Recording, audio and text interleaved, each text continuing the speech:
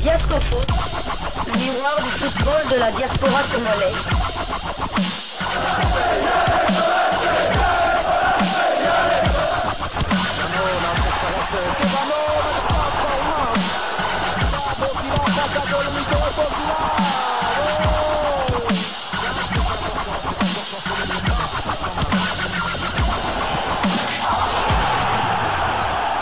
Diasco Foot, le miroir du football de la diaspora congolaise.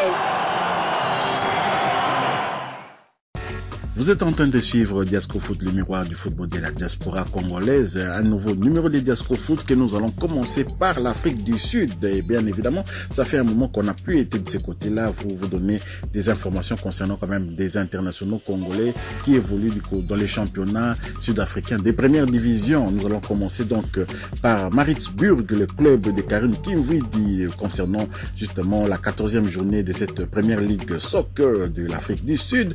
Maritzburg donc a été défait à domicile 1-2 contre le TS Galaxy et Karim Kimvidi a joué toute la rencontre pour la deuxième fois consécutive. Maritzburg est dernier des premières ligues soccer sud-africaines, donc voilà, il va basculer en deuxième division si ça continue comme ça.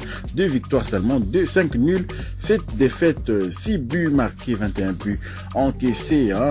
Karim Kimvidi a les temps de jeu suivants, 760 minutes et une passe décisive sur 1170 minutes possibles, 12 matchs joués sur 13 matchs possibles. Le prochain match de Maritzburg en Première Ligue Soccer va concerner la 15e journée et ils vont se déplacer du côté de Marumo Galante, un club qui se retrouve sur la scène africaine. Donc voilà, ça va être le samedi 7 janvier 2023 à 14h30 heure de Kinshasa, 15h30 heure de Lubumbashi au stade royal Bafokeng. Donc c'est un peu dommage pour Karim Kimvidi, un international congolais jeune, très prometteur, qui était vraiment voué peut-être à faire une autre carrière que vraiment ce qu'il a choisi. Je ne sais pas ici il est conseillé par qui, mais vraiment aller s'enterrer dans un club très moyen comme ça en Afrique du Sud, c'est pas de cette façon-là qu'il allait progresser. Il aurait mieux valu peut-être pour lui d'aller dans un autre championnat ou bien rester au Daring Club Motema Pembe qui joue quand même la compétition africaine et il aurait pu jouer c'est le CHAN bien évidemment. Toujours en Afrique du Sud, pour un autre international congolais, il s'agit de William Likuta, international congolais bien entendu, qui évolue au Daring Club Motema Pembe aussi, un ancien de l'académie club Oujana de Kinshasa. Vous connaissez cette académie quand même qui se trouve juste à côté du stade Tata Raphaël. Et nous allons parler de la 14e journée toujours de la première ligue soccer. Stellenbosch, le club donc de William Likuta, a partagé contre Chippa United. William Likuta est resté sur le banc pour la deuxième fois consécutive. Stellenbosch est 11e de première ligue soccer sud-africaine, donc avec 3 victoires, 6 nuls, 5 défaites, 15 buts marqués, 18 buts encaissés. William Likuta a un temps de jeu de 191 minutes sur 1380 minutes, rendez-vous compte.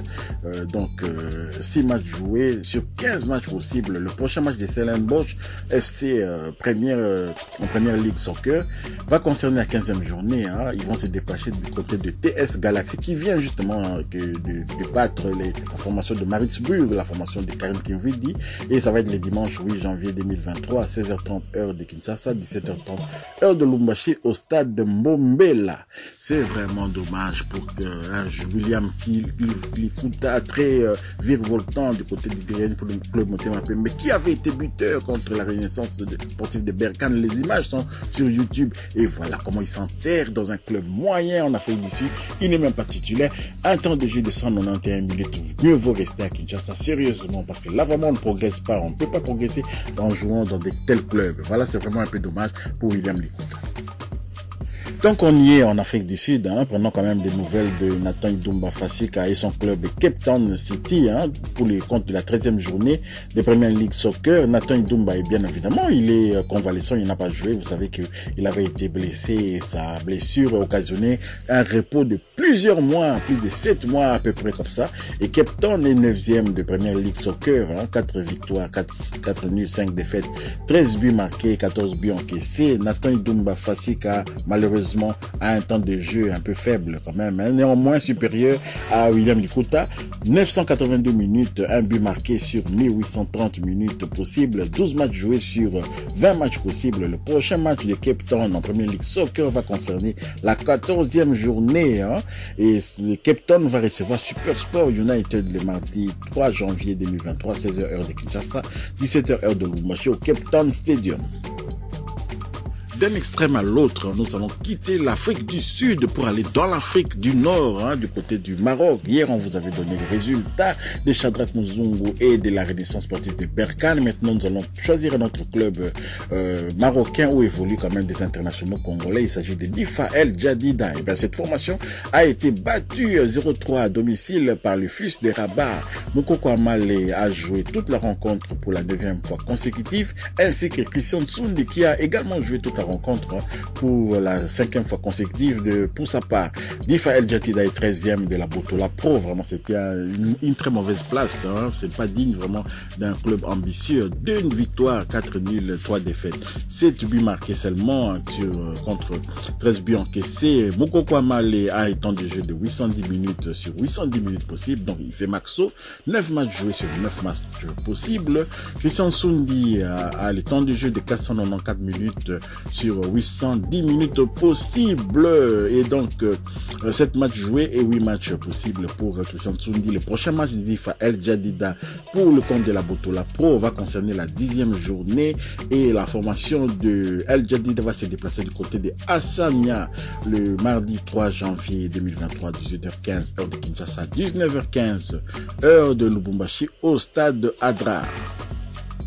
Voilà, terminons ces numéros de Diasco Foot par le Moyen-Orient, hein, par vraiment l'Asie, où nous allons parler de la formation de Al-Ittifaq, c'est le club de notre ministre de la Défense Marcel Tisserand, hein, et c'est le championnat saoudien de première division. Donc Al-Shabaab a battu 3-0 Al-Ittifaq, hein, le club de Marcel Tisserand. Donc voilà, la joie de la victoire, la dernière victoire est obtenue grâce à un assist de Marcel Tisserand. Vraiment, est loin derrière maintenant, hein, parce que tout de suite, ils reviennent encore sur les défaites. Ils ont été battus, corrigés par Al-Hilal du Soudan. Ils ont ensuite battu Al-Khalej et maintenant ils sont défaits par Al-Shabaab 3-0. Marcel Tisserand a joué toute la rencontre pour la 12e fois consécutive. Al-Ittifaq est 10e de première division de l'Arabie Saoudite. 3 victoires, 4 nuls, 4 défaites, 10 buts marqués, 9 buts encaissés. Marcel Tisserand et Al-Ittifaq en première division, hein, ça lui donne le temps de jeu de 1080 minutes et une passe décisive sur 1080 minutes possibles. Donc il joue tous les matchs, toutes les minutes, hein. Il n'a jamais été remplacé. 12 matchs joués sur 12 matchs possibles. Le prochain match de Al-Ittifaq en première division d'Arabie Saoudite va concerner la 12e journée, et Al-Ittifaq va recevoir Abha. Et ça va être le samedi 7 janvier 2023, 16h heure de Kinshasa, 17h heure de Lubumbashi au stade Prince Mohamed bin Fahd. Si vous avez aimé cette livraison sportive de Diasco Foot, merci quand même de partager, de liker, de vous abonner pour ceux qui ne sont pas abonnés, d'activer la petite cloche des notifications. Elle vous permettra de ne pas manquer le prochain numéro de Diasco Foot que nous mettrons en ligne. Diasco Foot vous dit au revoir.